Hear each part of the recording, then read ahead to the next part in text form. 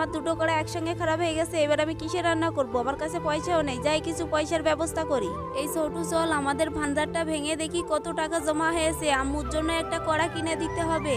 ঠিক আছে বোন, এই দেখ ভান্ডারটা ভেঙে দিলাম।